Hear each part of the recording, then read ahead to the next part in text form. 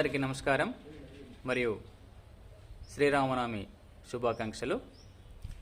ఈరోజు ఒక చక్కని కవితని మనం చదువుకుందాం. ఈ కవిత రాసినటువంటి వారు శ్రీ నూటెంకి రవీందర్ గారు.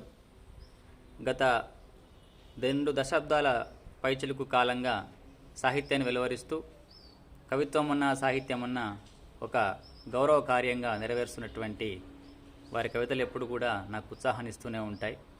అటువంటి వారి కవితలలో ఒక కవితని మనం ఈరోజు చదువుకుందాం. కవితా శీర్షిక కలలు గోపురాలై నిలిచిన వేళ.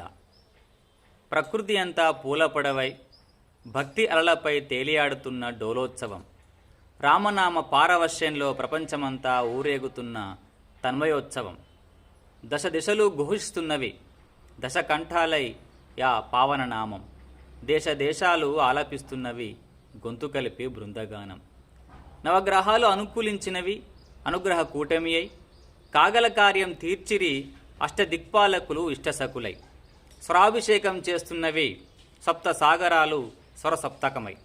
షడ్రుచులను పంచుతున్నవి 6 ఋతువులు పంచభక్ష్యాలై. పంచభూతాలు పులకరిస్తున్నవి ప్రాణికోటి సంచయమై. చతుర్వేదాలు మారుమోగుతున్నవి నిత్యం ప్రణవనాదాలై.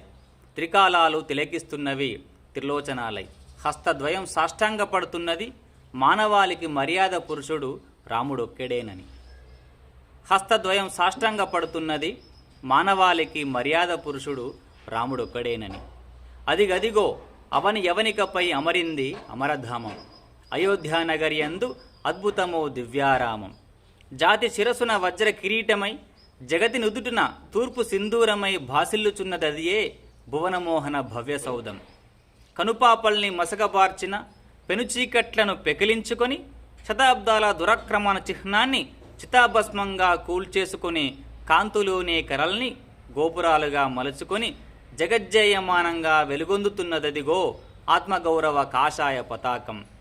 సత్యం శివం సుందరం హనుమ లక్ష్మణ జానకి సమేత ధర్మస్వరూపుని జనమందిరం.